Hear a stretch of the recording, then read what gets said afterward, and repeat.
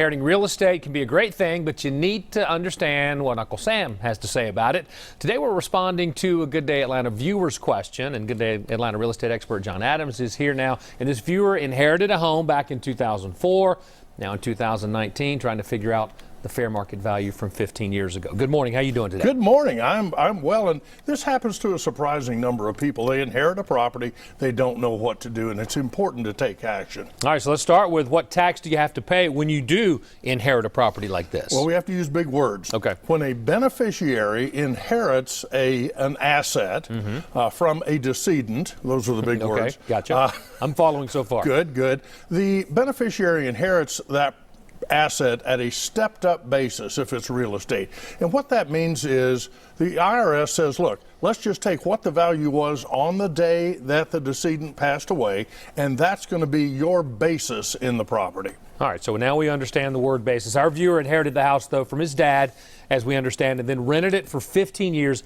and recently sold it. Now, how does that change the equation? Well, what he's trying to figure out right now is, do I owe any tax on the difference between the value when I inherited it and the value I got when I sold it? Now, it's unlikely he'd sell it for that same price. Right. I mean, so 15 years later. Well, in order to figure out what taxes due, he's going to have to go back and try to figure out what the property was worth back in 2004, and that's what his challenge is. All right, that sounds like a challenge. I'm not sure you can just Google that, right? So it's 2019 now. We're talking about 15 years ago. How do you go back and find out what the property was worth then? Great question. Well, probably the easiest way to do it. Remember that the government and the courts don't assume that you or I happen to be an expert on values, especially in 2004. I mean, that was a long time ago. So we can probably rely on the county tax assessment for that year, and that's actually pretty easy to come up with. You just call the county tax assessor and say, what did you guys estimate the value at in 2004?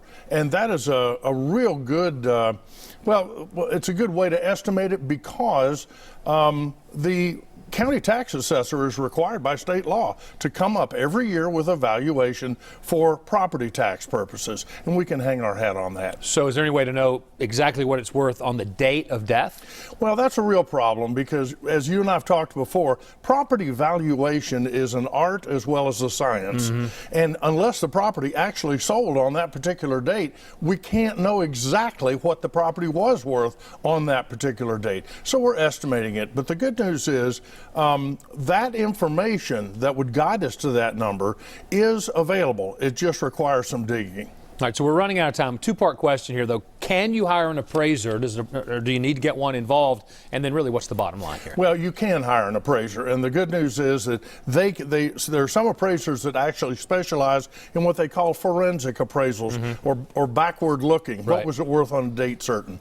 And the bottom line is this. There's a lot more to it than this. We didn't really get to all the details on inheritance of real estate, and so it's important for anybody facing this situation to work with a CPA who is qualified in income taxation of real property, just for your own protection. Good advice. You're going to stick around a little bit, yes, too, sir. Right? All right, so John's going to be here after the show taking your questions on Facebook Live. You want to take advantage of that. And you can also find this segment on our website, fox5atlanta.com.